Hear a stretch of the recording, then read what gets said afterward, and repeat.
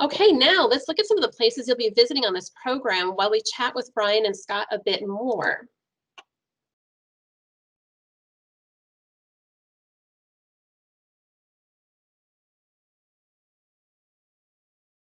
I've been there several times, and every trip is unique. Every trip offers something new. Um, I think some of my favorite places are very stereotypical, like Masai Mara, where you might see the animals, and there's many pictures that are available to look at. I think that's one of my favorite places. Probably my favorite place, as Brian would laugh at, is Mombasa because I love the ocean. So, but within that, I think some of the most interesting things you can experience are the people, the opportunities to meet with different types of people, such as the governor in Kisumu County, who is at Stout, as I mentioned earlier. I also think that visiting the freshwater lake in Kisumu is an interesting cultural experience. I think visiting college students at respective college campuses could be a real treat for students at Stout to be able to ask them questions about what education is like there. What are the classes like? What do they learn? I think they're going to find it surprisingly similar. Um, and I think that even, I joke about Mombasa and whatnot, but there are excellent places like Fort Jesus, which you announced earlier, an incredible place to visit, and one that I would encourage all the students to soak up the history and deep rooted legal and ethical discussions that would come out of visits such as that. I could go on and on, Great Rift Valley, all sorts of stuff, but I think some of it will be best left to their exploration when they get there.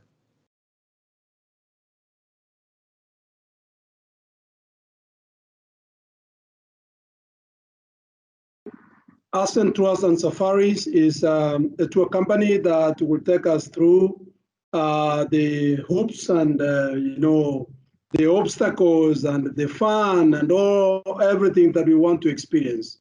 When I say the obstacles, I have in mind that we are going to have fun where we can give each other challenges. For example, who can bargain better when you are going to the market, and Scott will be there to guide you on how to bargain through that obstacle, and you can get what you want to buy in a nice way. Of course, we have Mombasa, where you can have a lot of fun in swimming. For those who love swimming, it's a white sand swimming. So the tour company will be our chaperone in this particular area and guide us through all that we need. We're in Kenya. And it also will include going to the marketplaces where you meet Mama Mboga. Mama Mboga is the women who sell things, like you see one on the picture right there. And we are going to go to the parks like Nakuru, where you see the flamingos, all right? And then enjoy the sights. Go to Masai Mara, is one of the world wonders, where you have millions and millions of wildebeests crossing from Tanzania to Kenya for holiday, and they go back. So it's kind of fun. We call it a safari. It's a safari.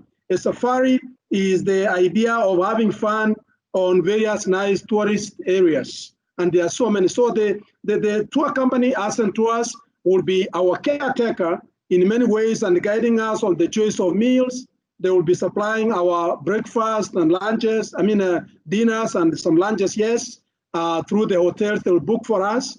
And being that I am original from Kenya personally, of course, it goes without saying that I also come in handy to making sure that the other aspects of the journey is taken care of, to making sure everybody is safe, to making sure everybody has fun, to make sure that we can go to the right places. And by the time we are done with the tour and coming back to America, I believe that it will be an experience of our lifetime.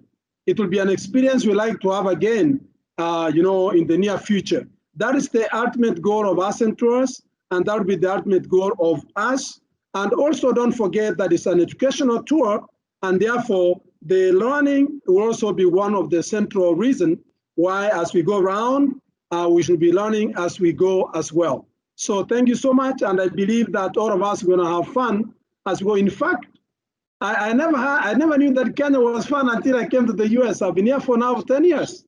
Now, since I came to Kenya, you'll be surprised to know, these are secrets I don't tell people. I never went to Masai Mara before I came to America. But ever since I came to America, I've been there more than 3 times.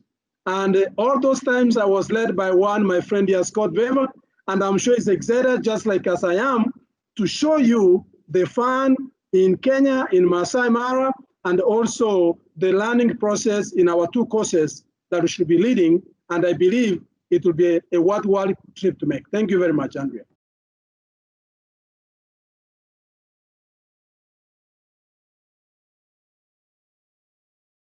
Well, the accommodations will be organized in various hotels. And from what I know is that we have hotels like White Sands Hotel in Mombasa.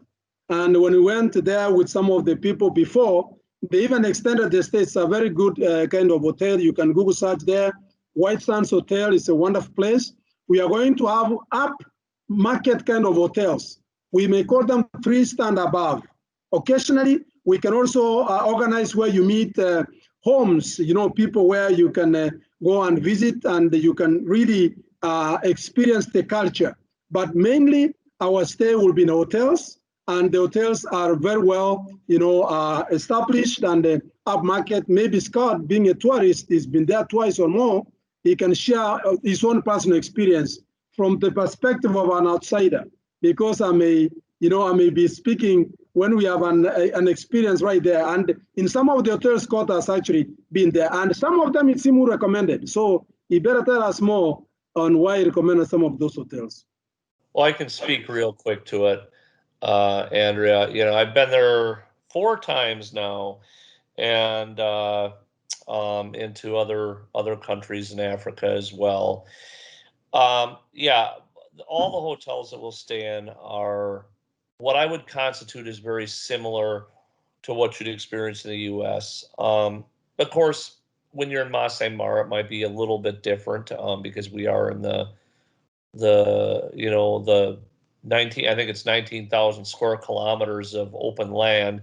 But in general, most of them, like for example, you mentioned White Sands, that's a 4-star on the low end. It's probably 4.5 star. It's like it's 5. Is it 5? Yeah. Yes, it's 5. It's a really fantastic. I mean, some of these places you're gonna want to walk because you're not going to stop eating. So there's some very, very good food and whatnot. So accommodations will be very good. They'll like them. Invariably, for most tourists that come, the very first question they ask me is, "What is the electricity like?"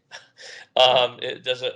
And really, these types of hotels all have generators and stuff. So for students, I don't want them to freak out like, "Oh my God, we're going to be without power." That's really not going to be a big issue. In fact, I think, Brian, the last 2 times I've been there, we haven't had a power outage at all. So, right. Yeah, no, they'll enjoy it. They'll enjoy it. Yeah, I have no doubt, really. If you did enjoy, and I do enjoy, of course, it will be wonderful. And yes, we'll want to, and again, they are flexible. If they find, because when I spoke to us, and I said, if we find some places not, fun enough, they can always shift and get a different flavor of whatever they like. But overall, it will be a wonderful experience. The safety will be assured. And of course, the hygiene level will be very good. And of course, the interaction will be one of a kind.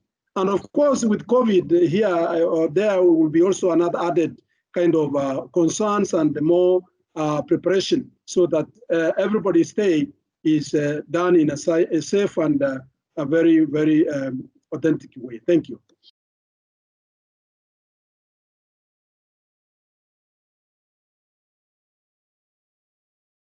Well, I can start that. I love food. I may talk forever, so let Scott go for this one. I mean, I'll keep this brief, but the food is very, very good. For those people that like organic, that's what it's going to be. Right. That's not the, in the United States, organic is the alternative. In Kenya and Tanzania, organic is the rule. So it's different from that. So like I think the best way you can see the differences is actually chicken. So everybody here is really used to these big plump chicken breasts or fat chicken legs and all that. They aren't fat chickens in Kenya. They're free-range chickens. There's no growth hormones or anything like that. So when you get a chicken, well, they don't sell necessarily packages of chicken breasts quite like we do here. But when you get a chicken leg, you actually, I say you have to eat 2 chicken legs to get 1 chicken leg in the US. But here's the difference. It's extremely healthy, and you never ever leave thinking, I don't feel so well, because there's no hormones. And so all the food is like that from top to bottom, no matter where you go. So, and chicken is a staple food, but there's also lots of other things to try, like the Kenyan cake, and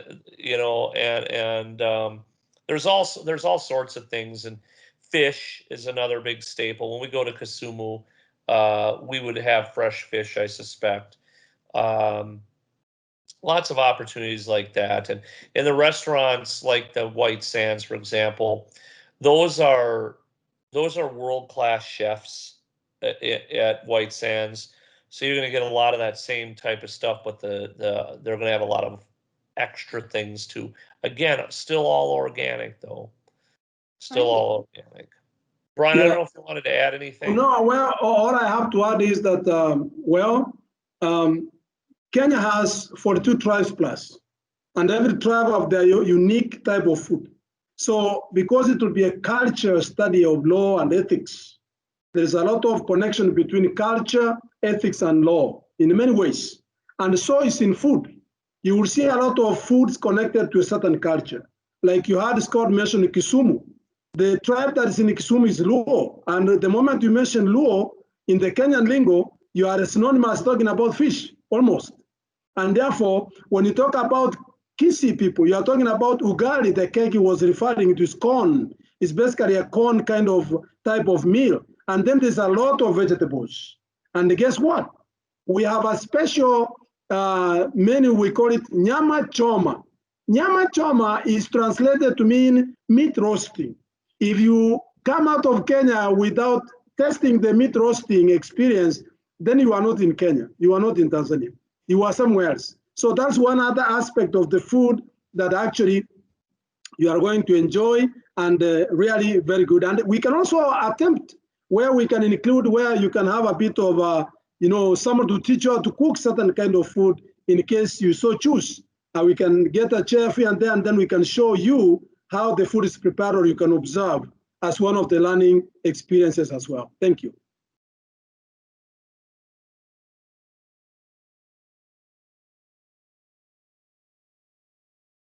I can start real quick. I think it's taking students and giving them an opportunity to be exposed to something that I suspect they never have been before.